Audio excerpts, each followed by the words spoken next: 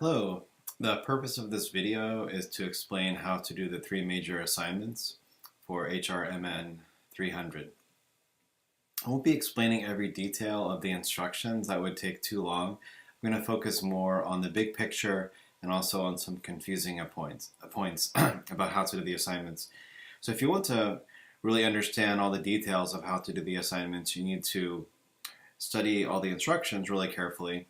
You can find the instructions on your course site by going to Content and then scrolling down to Course Resources and then clicking on Three Major Assignments. There are three documents explaining the instructions, and then there's a fourth document which has background on the assignments. At the beginning of the first assignment instructions, there's additional overview on how to do the assignment. I'm going to start there with this video. So in this exercise, you're going to imagine that you're an HR consultant for a mid-sized bank. The bank employs 200 tellers across its branches, and your role is to create a selection system for how you would hire the bank tellers. And you'll be looking at areas such as disparate impact, weighting, compensation, and other areas. In the first assignment, you'll be focusing on evaluating candidates using 6 factors: education, work experience, math skills, verification of knowledge, interpersonal skills, and work motivation. And in part A, you will use a method. You'll select a method for how you will evaluate each of those 6 factors. Some examples are given, such as a resume, interview, some type of a test, role-playing, or a case study, reference check, or personality inventory. You can look in Chapter 5, Selection of your textbook, and there are additional selection methods described. You can also look for outside references on your own using the school database or the internet.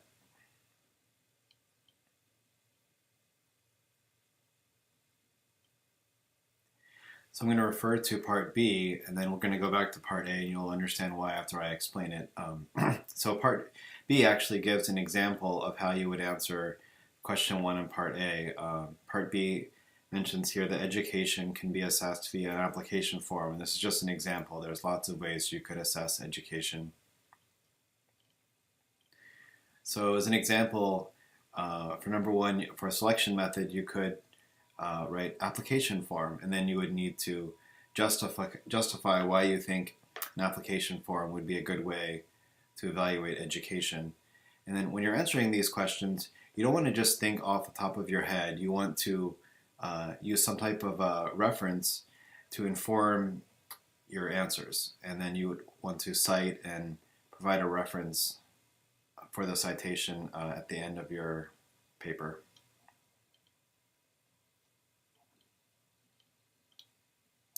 And in part B, you'll be creating a rubric where you put a numerical value to the qualitative information describing each of the factors. So for example, if you scroll to page 6, there's 4 candidates for bank tellers listed here. Maria, Lori, Steve, and Jenna. And there's 6 factors that you look at to evaluate each of the candidates. And there's information already given to you describing how good each candidate is in each of the 6 factors. So the first one is education. And in the example, in part B, different ratings for the factor of education are given, such as bachelor's level or higher, associate's degree, high school diploma, or less than high school diploma. There's a numerical value of 10, 6, 3, or then reject. I prefer to use 0 instead of reject. You could use the word reject if you like.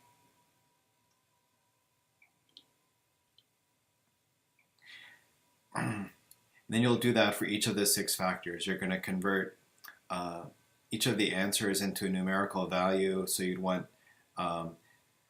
if you use the scoring of 0, 3, 6, 10, then you would have the answer that you think would be the the lowest value correlate with a 0 or a 3, and then as you get a better value, that would correlate with a higher number. So you'll have to figure out the order yourself for each of the 6 factors and how they would correlate to a number. Some students would use 0, 1, 2, 3 as our numbering system. Other students would use the example of 0, 3, 6, 10. It's up to you, but one thing you want to keep in mind is that the highest point value should be the same for each of the 6 factors. They should all be 10 for the highest and 3 are 0 for the lowest.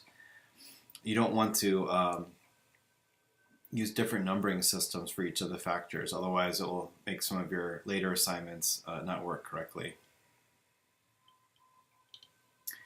And then you're actually repeating part of exercise A and part B here, because you would again describe the answer you've already given,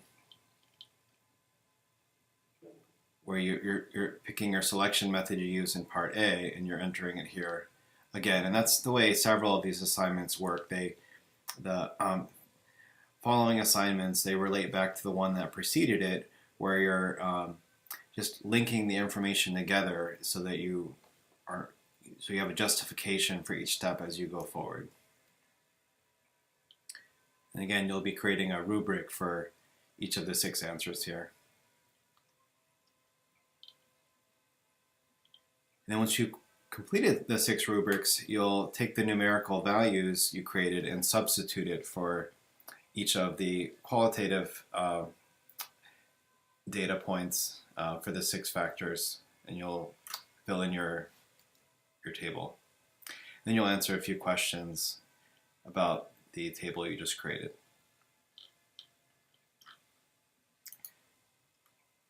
In assignment 2, you're actually working off of the information you created in assignment 1.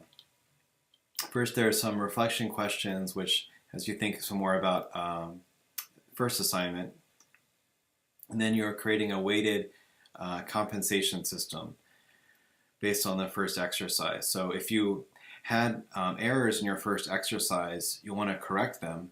Otherwise, you'll have the same errors in assignment 2. If you're unsure whether or not you had errors, you should ask your professor. On the first question in part B, it says, which of the 6 factors do you consider the most important in terms of selecting bank tellers? Defend your choice. In this question, you're being asked to choose one factor that you think is the most important. Some students have made an error where they looked at the several factors, or they looked at why all of the 6 factors could be the most important. Want to make sure just to pick one of the 6 factors. And then later on, as question 2 describes, you're going to double the points for this factor for all 4 applicants. And then in question 3, you're being asked to determine which 2 factors do you think is least important for selecting bank tellers. So for this part B, you're going to pick one factor that's the most important and 2 that are the least important. And then you're going to use that information to adjust your numbers that you arrived at from the first assignment, where you'll double the factor you think is most important, and then you'll divide in half the numbers for the 2 factors you think are least important. And this will weight those factors so that candidates will score higher or lower based on how you weighted those factors. And then there's an example of what your blank table might look like. And you'll answer some questions about the exercise you just completed. Now in assignment 3, this one uses the most math. There's a description given of disparate impact.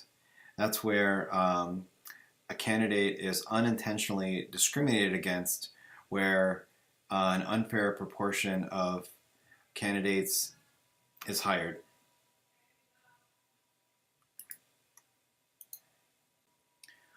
So the way that you will determine whether or not there is disparate impact discrimination is by applying the 4/5 rule. And the 4/5 rule states that the minority group should be no less than 80% as large in proportion for the hires as the larger group. So you have to look at some numbers here for that to make sense. For example, in the past 5 years in this example, 200 males applied and 40 were hired, and then 300 females applied and 45 were hired. So we need to convert these numbers now into percentages or ratio for how many people were hired. For men, that would be 20% of the men that were hired that applied. For women, it's 15%. Now we're trying to determine whether or not 15% is 80% or greater, or 80% or less than 20%. So to do that, we will take the smaller number, which is 15%, and divide it by 20%. When you divide 15% by 20%, which can be done by just in a calculator, you enter 15, then you divide 15 by 20, and you'd get 0.75. Then you multiply that by 100, which gives you 75%. So 15% is 75% of 20%. And if that number that you arrive at is less than 80%, that means that there is an adverse impact and that there is disparate impact discrimination. But if that number is 80% or larger, then no disparate impact discrimination exists. So in this example, where 40 of 200 men were hired and 45 of 300 women were hired, there is a disparate impact. There was an unfair proportion of men hired versus women.